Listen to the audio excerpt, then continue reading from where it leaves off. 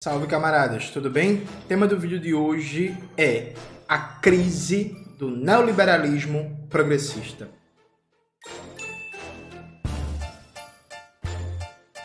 Antes de começar propriamente o tema do vídeo do canal, quero muito agradecer a você que ajuda a manter e melhorar nosso canal a partir do Apoia-se. Seu apoio é fundamental para a gente continuar o nosso trabalho. Se preferir o Pix, está aparecendo aqui como QR Code na tela do vídeo. Lembrando que a partir do dia 13 de janeiro começa a dinâmica de portal de notícias aqui no nosso canal, comandado pelo grande Mauro Lopes. Não perca. Camaradas, note.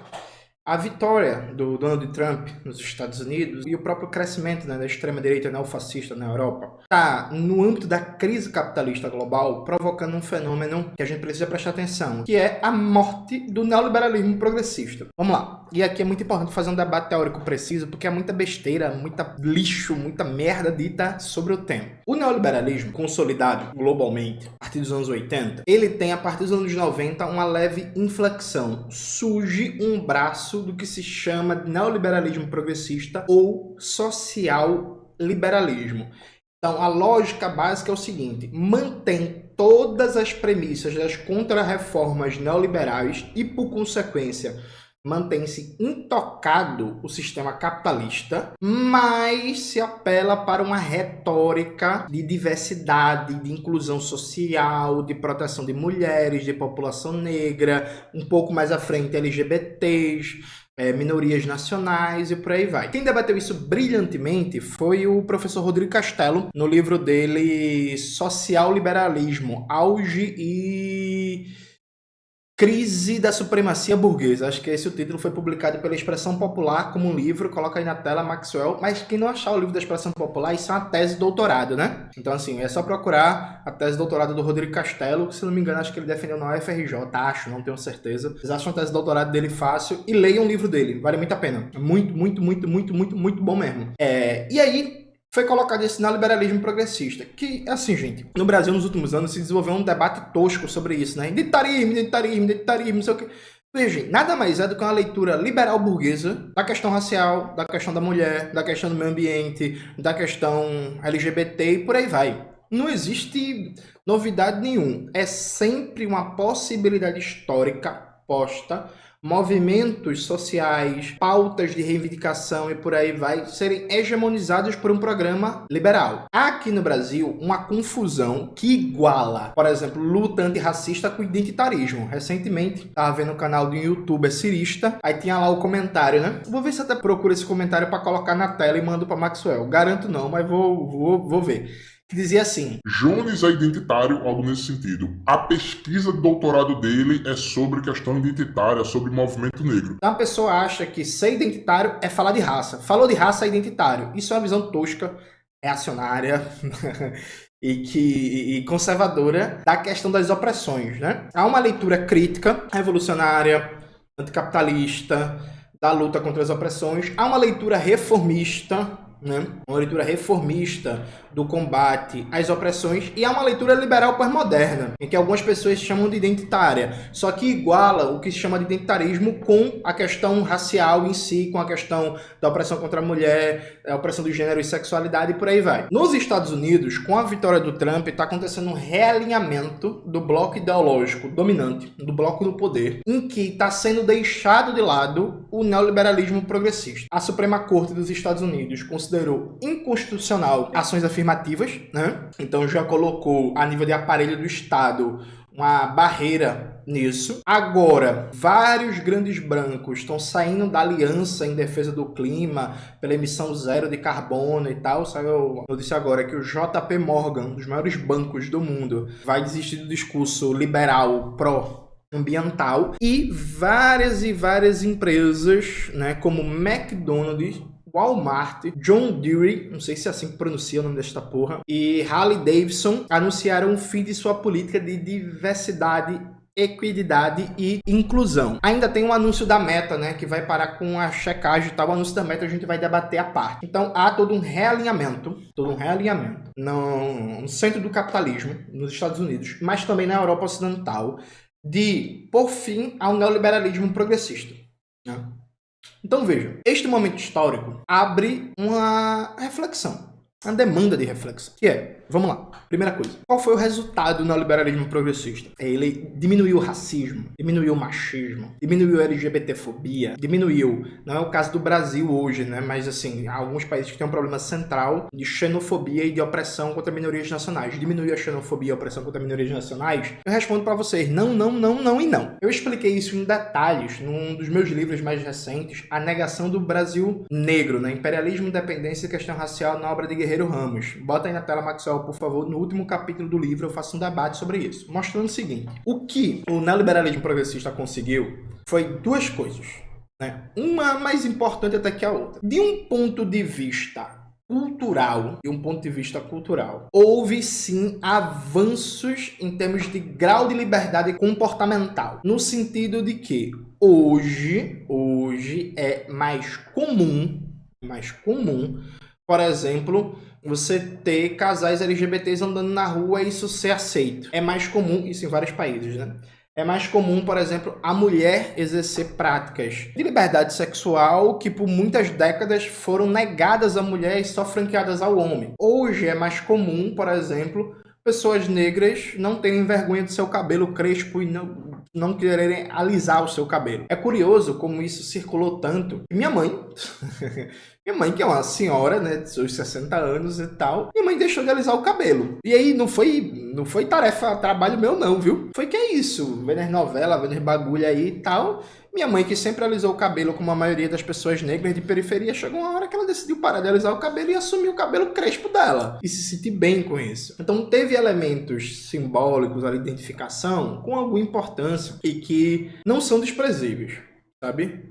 Não são desprezíveis. Faz muita diferença, por exemplo, o fato de que em grandes centros urbanos, atenção, isso não é generalizado, o Brasil, por exemplo, é muito grande, mas, por exemplo, em grandes centros urbanos, hoje é menos comum do que era 30 anos atrás a ideia de que a mulher, por exemplo, vai perder a virgindade porque perder a virgindade ela vai ser expulsa de casa, vai ser espancada pela mãe ou pelo pai. Isso é um avanço importante. Perfeito. Então, do ponto de vista imagético, do ponto de vista cultural, do ponto de vista de costumes, tem avanços interessantes. Por outro lado, do ponto de vista socioeconômico, isso não significou avanço nenhum para as maiorias. Pelo contrário, ao mesmo tempo que, por exemplo, na indústria cultural, cada vez mais se fala de empoderamento feminino, de emancipação da mulher, os serviços de creche estão cada vez mais precários, por exemplo. Do ponto de vista socioeconômico, o que esse neoliberalismo progressista produziu foi basicamente aumentar as condições de competitividade para alguns grupos ascenderem à condição de classe média.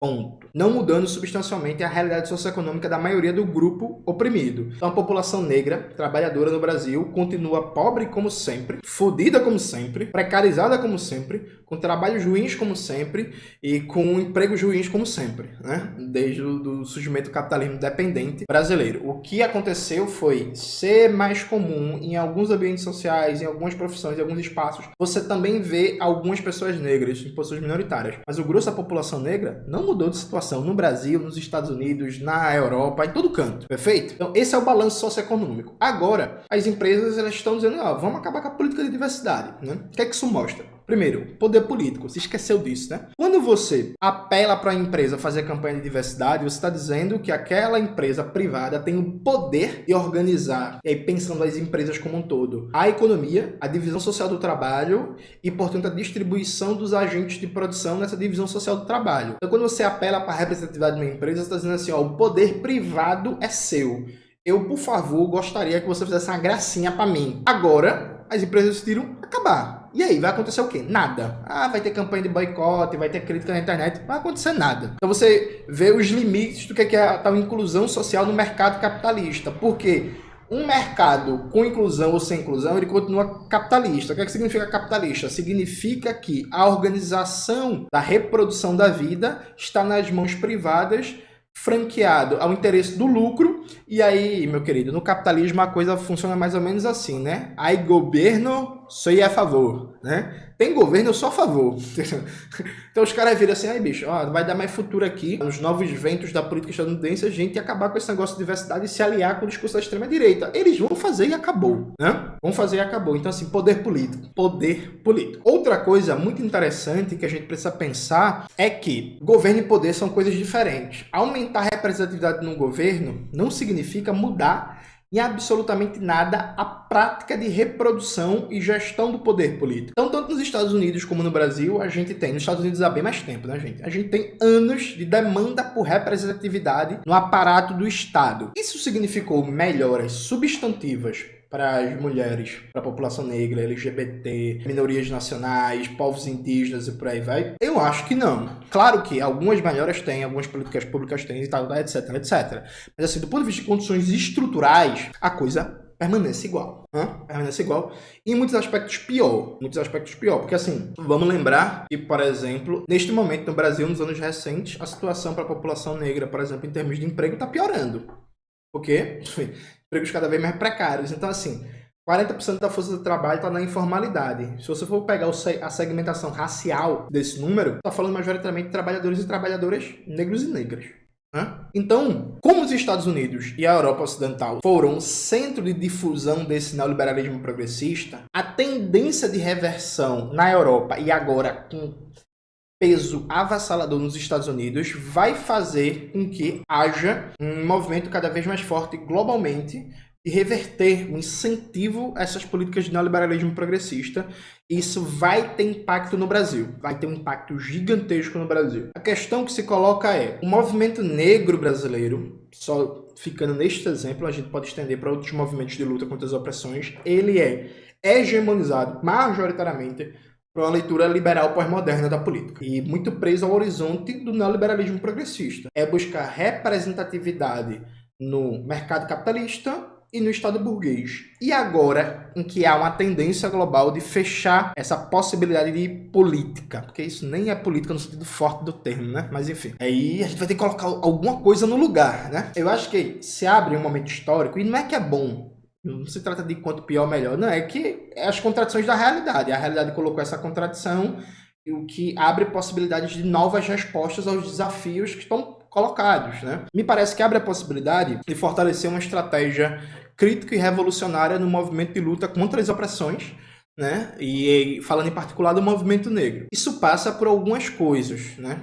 Isso passa para o movimento negro deixar de ser um movimento majoritariamente de classe média, que é pautar melhoras de competitividade no mercado capitalista. Isso passa por uma revisão dos marcos teóricos e passa fundamentalmente por um encontro com a crítica da economia política. No Brasil, se consolidou uma visão que é mais ou menos assim. Tem um debate, por exemplo, sobre a Petrobras, né? O movimento negro não tem nada que dizer sobre a Petrobras. O movimento negro tem o que dizer sobre a violência policial. Tem um debate sobre o Banco Central. O movimento negro não tem nada que dizer sobre o Banco Central. Ele tem o que dizer sobre a questão do encarceramento em massa. É lógico que a gente precisa dar respostas políticas a processos de violência do Estado burguês que estão nos matando e nos prendendo. Tudo certo. Dito isto, se criou uma visão que, no Brasil, o movimento negro ele se ocupa de reduzir a violência estatal e privada contra a população negra e pautar políticas públicas que, no geral, são muito limitadas para garantir a chamada maior igualdade de oportunidades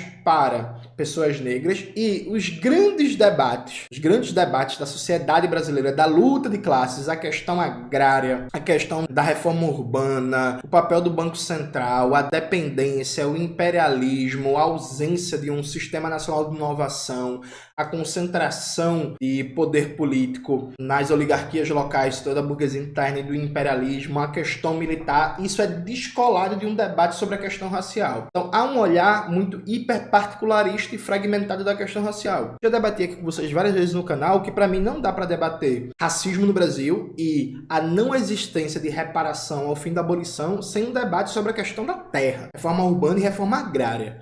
O principal fator de estruturação das desigualdades sociais no Brasil, as desigualdades socio-raciais, não foi a falta de educação. Porque, inclusive, até os membros da classe dominante, boa parte deles não tinham ensino formal, né? A grande questão de estruturação das desigualdades socio-raciais no Brasil no pós-abolição foi a questão da terra, a negação da reforma agrária, do direito à terra. Então, assim, eu acho que a gente vai ter uma oportunidade aqui de, com essa crise de espaço teórico, de espaço político, e inclusive de financiamento, diga-se de passagem, que aí vem um elemento importante, né? Muito da força dos movimentos liberais pós-modernos na questão das opressões vem também de financiamento, né?